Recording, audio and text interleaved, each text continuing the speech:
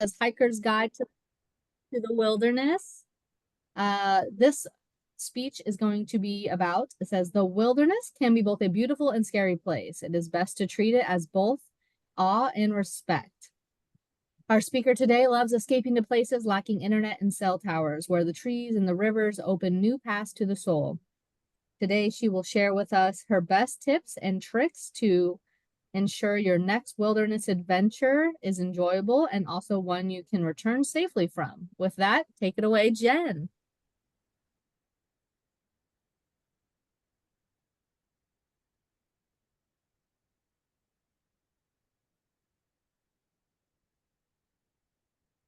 Thank you, Toastmaster, fellow members, guests who are here today. Many of you know or have heard me speak on my passion for the wilderness, nature, hiking, exploring.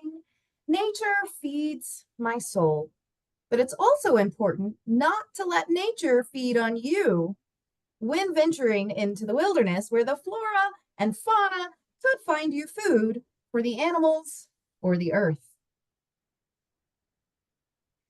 The overarching approach that will always serve you well is the Boy Scout motto: always be prepared. First, I want to talk about gear. This is a list of most of the gear that I use. I will go into detail on many of these, so we'll get more on that. But starting out is a camelback or some kind of backpack to carry water in. This is a good piece of gear to have. Also, hiking shoes, better than wearing flip-flops, but I have hiked in those. I don't recommend it. Water shoes, possibly. A rain suit, maybe some bear spray. Shiwi or she fly, if you're wondering what those are, don't worry. We're going to go into detail on those. Also, snacks or food. It's a good idea if you're taking a very long hike to carry some kind of snack, something that you can use for sustenance to give you more energy, or in the event that you're out there longer than expected, good idea to have something there just in case. Layers are also very important. Most of my hiking I will do in New Mexico, Colorado, or Texas in mountainous areas. In those kinds of mountainous areas, even in summer, it can start out pretty cool in the morning and you want to have those layers on to keep warm. But as you go uphill, your body warms up and the sun starts to come out, you will find it getting hotter and hotter, and you're taking all those layers off. You might be down to your tank top, in fact. But wait, you get to the top and you're above the tree line. You may be at the top of the mountain, the wind's coming in, and then you're reaching for those layers again, everything that you have to stay warm. Or it might be as the sun starts to go down, it will get cooler in those mountainous areas. So, always a good idea to have layers. And the last one there, probably self explanatory: sunscreen, bug spray, some kind of hat, sunglasses to protect you from the elements. Let's go into more detail on some of these first pieces of gear. This is my camelback. I have two, and the brand is called Camelback. There are other brands, but this is a backpack that carries water. It's got a bladder or a bag of water, typically 3 liters each. That's what each of these are. I started with the one on the left, the smaller one, which is now my day pack, basically. I can take this to Paladura Canyon. That's our local place to go hike. And I don't need a lot of layers because it's really pretty warm there and I warm up quickly. So I just need my water, snacks, a few things here and there. So I use the smaller pack. And you can see it's got a straw, so it's easy to drink from while you're hiking. The bigger one I decided I needed because I was taking longer hikes. I needed more layers. I needed my rain suit. I thought about maybe one day to pack in where you stay overnight and then hike back out. So you need more things. And this big one I also took on my Pikes Peak hike. That's the longest, tallest one I've done. It's a 14er, 14,000 feet. I carried 2 bladders, so I carried 6 liters of water in there because I'm paranoid about running out of water. Let me tell you why. When I first started this hiking thing and decided I loved it, I went to our local Paladura Canyon, and it was probably 100 degrees that day. And I brought my water on the hike. This was the water I brought. Do not do this. I'm just saying, don't do it. I was fine. I had more water in the car. I was going to fill it up. So nothing bad happened to me. But I thought, what if I had fallen, hurt myself, broke something, couldn't get back? I would severely be dehydrated, heat stroke, all kinds of things that can happen from not having enough water. So now I'm a little bit fanatical about making sure I have enough water, to the point that when I got to the top of Pikes Peak, I went ahead and refilled those waters at the guest center and carried 6 liters back down with me just in case I ran out of water. This is a side-by-side comparison. I do like to put pins on there and collect those from the different places that I've hiked at. Let's talk about hiking shoes. These are my current hiking shoes. The brand is called Merrell. I started out, my very first hiking shoe was a Merrell. It was a low top. These you can see are high tops. They provide more support for your ankle if you're doing a lot of uphill, long distance hiking. These are also wides because I have wide feet, but you can also get the standard size or narrow. They have men's and women's, so they're for all people. These are waterproof. They say that, but if you walked through a river and got them submerged, they're going to get wet. But if you're hiking in snow, ice, rain, they'll be very water resistant. So you can get them waterproof or not. And mine have lasted me for many, many, many, many miles. So I do think this is a great brand, but I suggest that you try on several brands, styles, see what works best for you, your feet, your needs, and your miles. Water shoes are a new addition to my gear because I started going on hikes that had river crossings or creek crossings. So these can be really helpful for crossing those rivers, or if you're hiking to a natural hot spring. Also a good idea in those cases, crossing a river, to bring a walking stick, or you may find a large branch that can help you if you're crossing a river that's very deep or has a current that's flowing very much. You can get unbalanced and unstable. So good idea to have those water shoes to keep your feet on the ground, some kind of stick to help you. You will find hikers sometimes leave them behind by the river so the next person can use them as well. Now, do be cautious if the rivers are too deep or flowing too quickly. It may not be safe to cross. So do be careful about that, because sometimes you really shouldn't cross them. You might find yourself downriver somewhere. When you use your water shoes, it's a good idea to dry your feet well before putting your socks and hiking shoes back on. How do I know that? Because I didn't do it.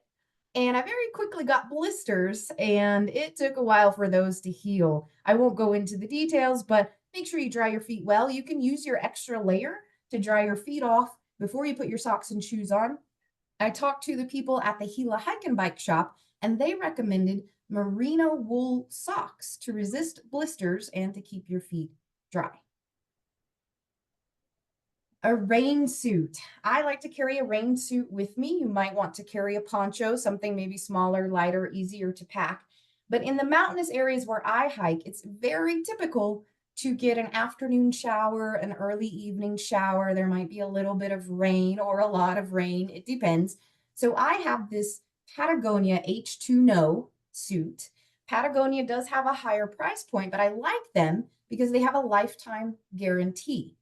They encourage people to repair if you get something torn, or you need to put a patch on it. Repair it as much as you can. Maybe donate it, recycle it, let another person also use it, reuse it. And then at the end of the day, if it can't be patched and repaired anymore, they will replace it for free with a brand new one. And that's not just a story. I've actually seen that happen. And this was the new one I got after the replacement was no longer, or the previous one was no longer repairable. So it's a good idea to have some kind of rain suit when you're hiking. Bear spray. Check your location, read the reviews, the reports, talk to the locals. If there are bears in the area where you're hiking, you will want some bear spray just in case. Now, our local Paladuro, we don't have to worry about that. But I've been in places like Wyoming, Colorado, New Mexico. There are bears that do get spotted. And it's a good idea, if you do see a bear, you're going to want to have something. Now, don't spray it on yourself like bug spray. That's not going to resist the bear. You have to actually spray it at the bear. Many of them come with a belt clip and a holster you can put on your belt or on the straps from your water bag. They're designed for one-handed use, and they have an easy removal safety clip. Shiwi or she fly. If you were dying to know what these are, this pictured here is the she fly. When you're out hiking, nature calls. Especially if you're hiking all day, you're carrying your water bag, you're hydrating. I don't know about you, but the nature's going to call me. Now, if I'm hiking alone and I don't have a lookout to make sure no one's coming, or if it's cold and I don't really want to disrobe, it can be a good idea to have something like this. These She Fly pants are a very high quality hiking pant. Again, they're a little bit pricey, but I didn't realize what great quality they are. So I'm thankful somebody gifted them to me. They're very water resistant, durable, comfortable, and they do come in all shapes and sizes for all the various sizes of women hikers. So they're not limited to a particular hiker's body. They have all different kinds, which I think is fantastic. They are designed for women. As you'll see, there's a regular fly at the top, then there's a secondary fly to allow you to unzip and squat for your business. Here's a close up there on the secondary fly. So these are great pants, but before I found these, I had a She and you can find these on Amazon. There's all different kinds of brands, probably self-explanatory. It's basically a funnel. And if you practice and become adept at this, you don't even have to squat, ladies. Fantastic. Maybe you need this for the ladies in your life. They may be tired of what we have to go through when we need to answer nature's call when hiking. So again, great pieces of gear I always bring with me. I want to shift away from gear now and talk about technology. We are fortunate to live in an era with a plethora of technology. And today I'm just rudimentary scratching the surface because I'm sure there's a lot more available out there. What I personally use is an app called All Trails to look up the trails in the area, read reviews, see about parking. Do you need a 4-wheel drive to get there? How's the weather lately? Is it long? Is it hard? Is it out and back? Is it a round trip? What kind of trail are we talking about? The other thing I love about this one is you can pay for a membership and download the maps, but you don't have to. What I do when I get on the trail is I hit the record button.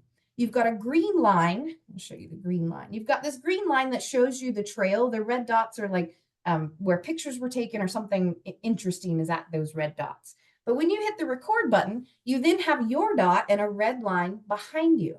So you can track yourself the whole way and see if you're off of what the trail is supposed to be, or if you get turned around and need to come back. This has really helped me. And I always use this to make sure that I'm safe and I know how to get back on trail if I ever do get off or I need to go a different route. Maybe there's some downed trees.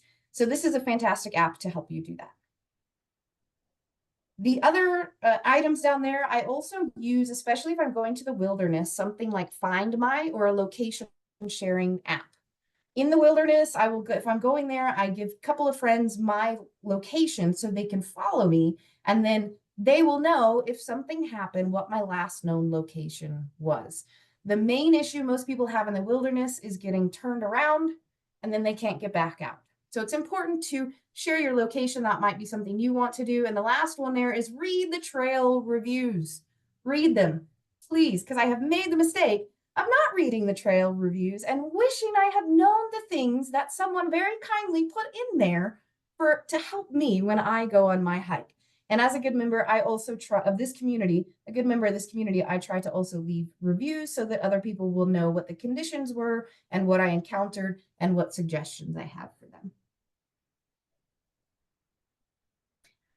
Lastly, some additional strategies for safety.